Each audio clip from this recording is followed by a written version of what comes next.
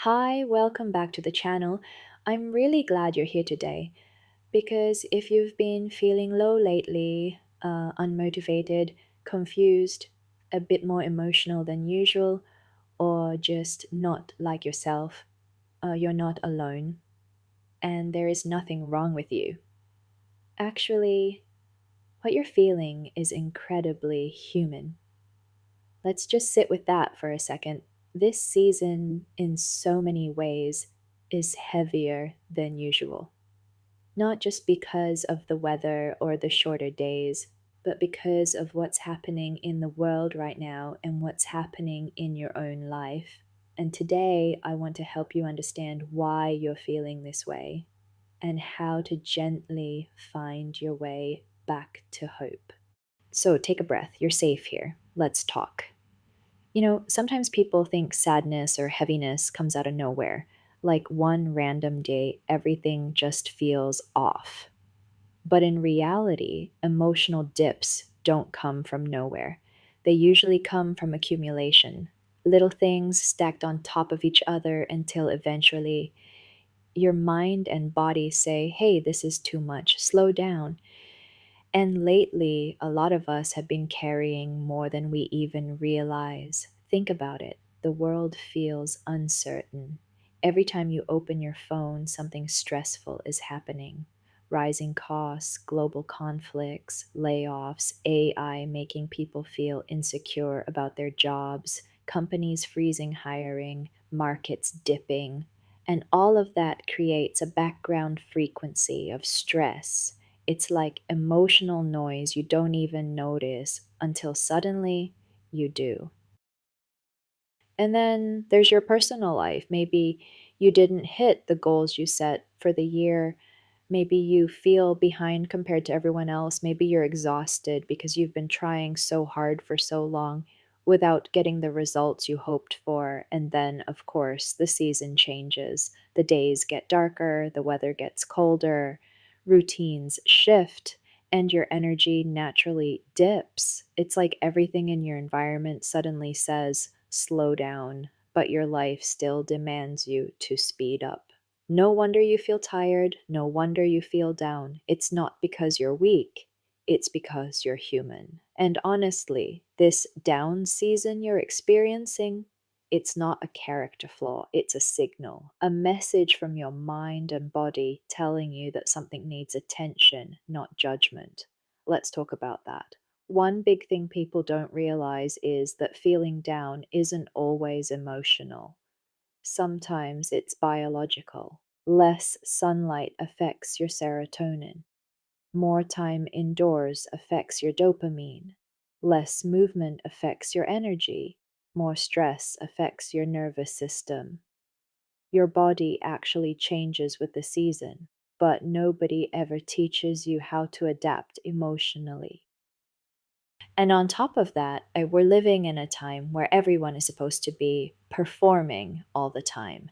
Be productive, be successful, be improving, be perfect, be unfazed by everything going on outside your window.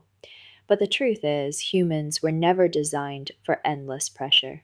Sometimes the most emotionally intelligent thing you can say is, I'm overwhelmed, and that makes sense. Let your system breathe, let your mind unclench, let your heart soften a bit, because nothing grows under pressure.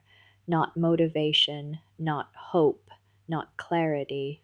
But when you understand why you feel this way, you can start building something that will actually help you move forward.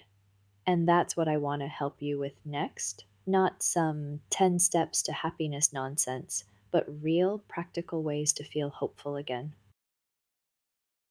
So let's talk about what you can actually do. The first thing is this: stop blaming yourself for slowing down. This season is a transition period, and transitions always feel messy.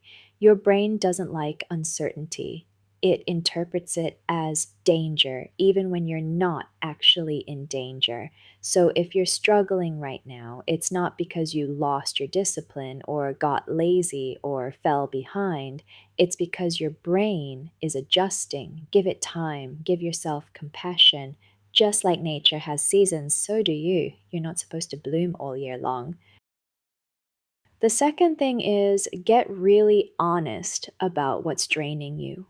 Not everything in your life is making you tired, but something is. Maybe it's the news. Maybe it's a job you've outgrown. Maybe it's expectations that don't fit who you are anymore. Maybe it's carrying responsibilities you were never meant to carry alone. Or maybe you've been in survival mode for so long that you forgot what it feels like to actually relax. And when you operate from exhaustion for months or years, even tiny frustrations feel huge. So take a moment and ask yourself, what part of my life feels the heaviest right now? And then listen to whatever answer comes up, even if it's uncomfortable. Awareness isn't the final solution, but it's the first step toward real hope. The third thing is something people don't talk about enough. Your self worth takes a hit when life doesn't go as planned, when goals are delayed, when money feels tight, when your career is uncertain, when relationships change, when the future feels blurry. You start to wonder, is something wrong with me? And let me remind you, gently, no, there is nothing wrong with you. Sometimes life is just heavy. Sometimes the world is overwhelming. Sometimes you're carrying things you never thought you'd have to carry.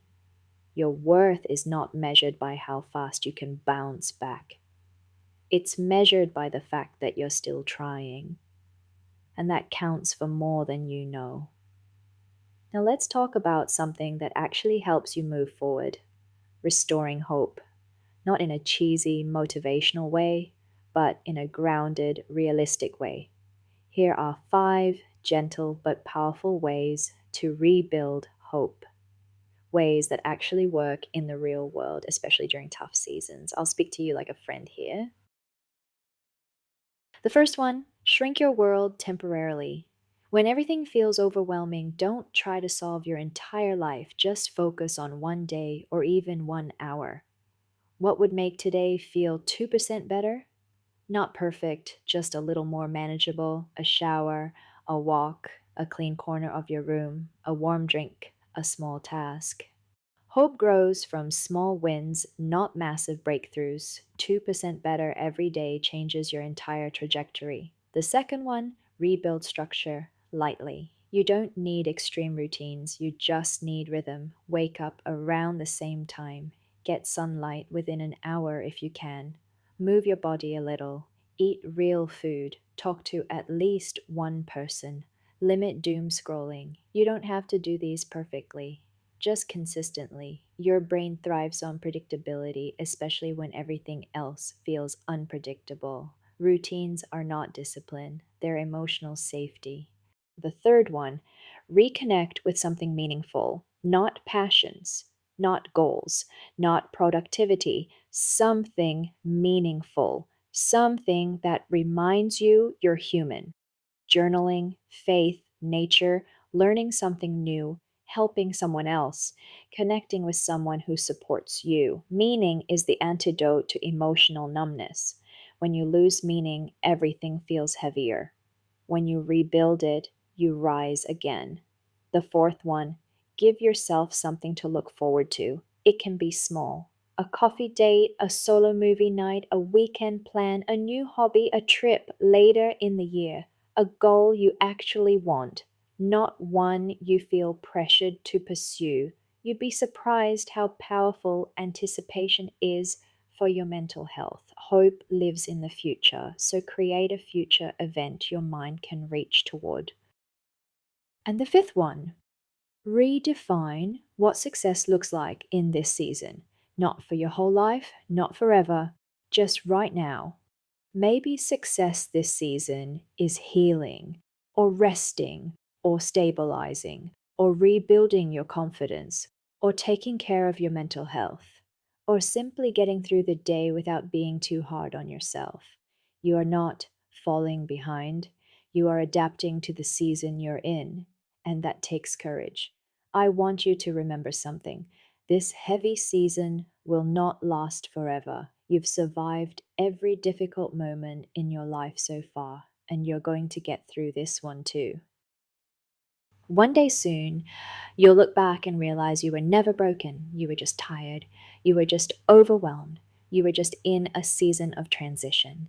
And in that transition, you grew in ways you can't even see yet. So be gentle with yourself. You're doing better than you think. And if this video made you feel a little lighter, a little understood, or a little more hopeful, stay with the channel. There's so much more I want to share with you about emotional intelligence, healing, and becoming the strongest version of yourself. Thank you for being here today, and I'll see you in the next video.